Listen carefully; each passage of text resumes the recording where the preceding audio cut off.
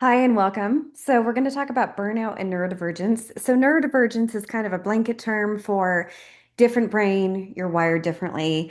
ADHD, autism, brain injuries, dyslexia, dyspraxia. There's a lot of things that fall underneath that umbrella, but I'm just going to use it for the sake of using it. So, we're going to talk about your nervous system and how it has been compensating for years. If you're new here, I'm Saskia. I mentor high capacity, often neurodivergent women who have been holding too much for too long. I'm also a licensed therapist, and I have a background in trauma and nervous system science, which helps shape how I approach burnout. I'm also 7 types of rest certified, so I use that as well. Because being burnt out isn't just about stress. It's about capacity, and most people misunderstand what's actually happening. So let's get into it. All right, so here's the deal. If rest was going to fix this, it would have already. This isn't about being tired. It's about a nervous system that has been compensating for years.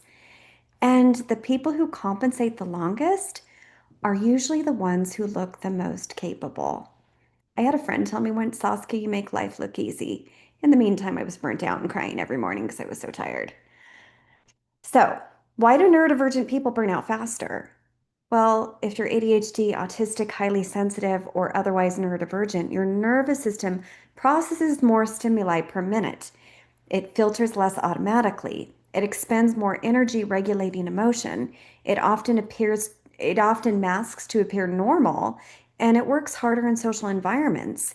That means your baseline energy cost is higher. So when life adds career pressure, family responsibility, emotional labor, hormonal shifts, performance expectations, you don't burn out because you're weaker. You burn out because your system has less surplus to draw from.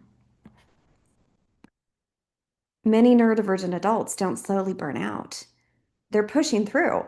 They're hyper focusing. They're doing all the things. They're coming across as totally capable.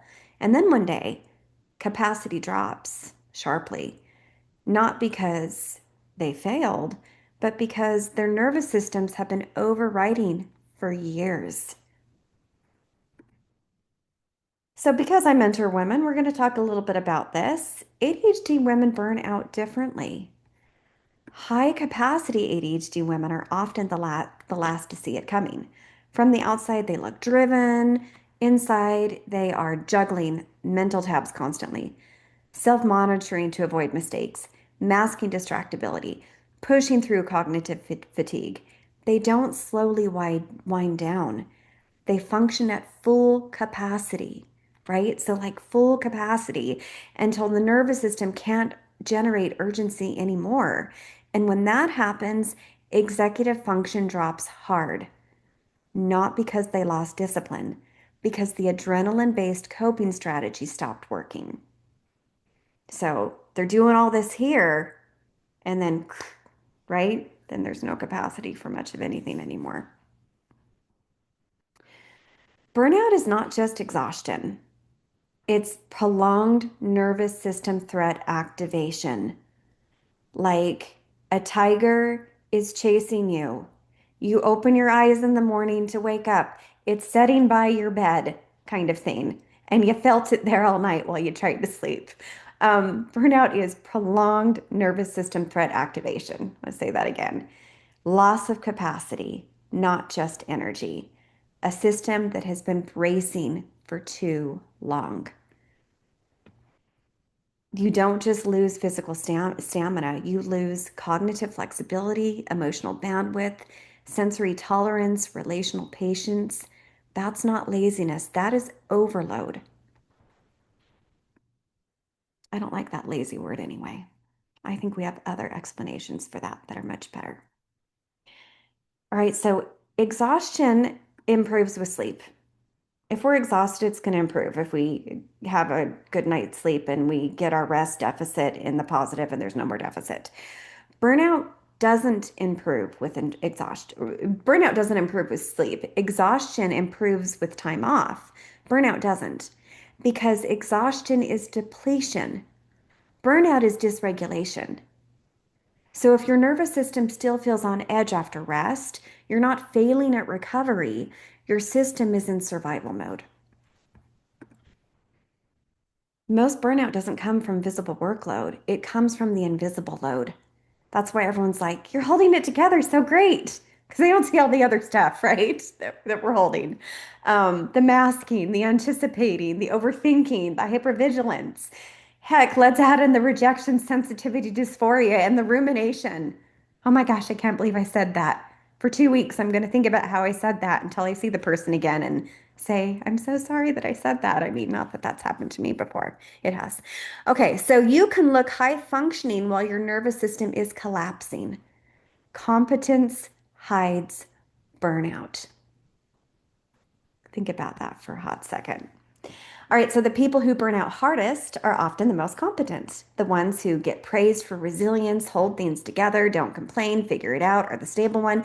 Now, I am not saying that everyone that is the most competent are the only people that are burning out, but they tend to be the ones that it hits them so hard because they're so busy, go, go, go, that they're completely ignoring all the signals of what's going on. Strength becomes expensive when it never gets to power down. So. All right, so high capacity women, this is a pattern I see constantly with them. Um, they don't identify as burnt out. They think, I used to handle more than this. That thought alone creates shame, and shame keeps the cycle going. High capacity women, that is someone who can hold a lot cognitively, emotionally, logistically for extended periods of time, not occasionally, consistently. She performs under pressure, carries responsibility without being asked, anticipates problems before others see them, manages both visible and invisible labor, rarely drops balls, is often the reliable one in work and family.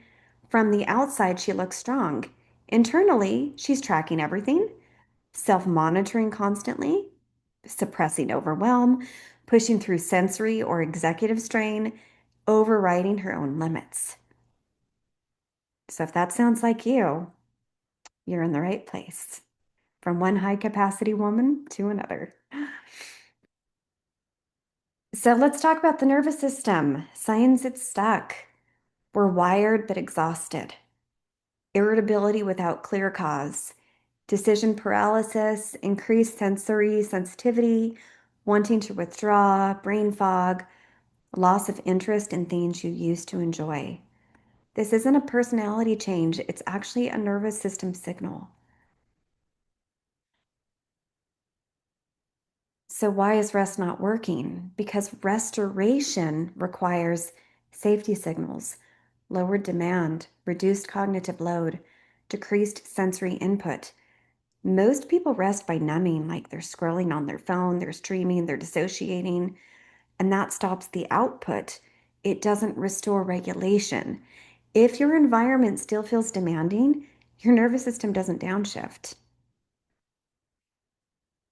This isn't a personal failure. We are not here to beat ourselves up and be unkind to ourselves because that actually makes our nervous system worse. All right? Burnout is not weakness, it's adaptation. Your nervous system adapted to survive sustained demand. Now it's asking for a different kind of support, and pushing through is not going to fix it. So, when we have support, when the nervous system is being supported properly, rest becomes restorative, capacity gradually returns, emotional reactivity lowers, decisions feel easier, sensory overwhelm reduces, relationships feel less heavy. You don't become a different person, you regain access to yourself.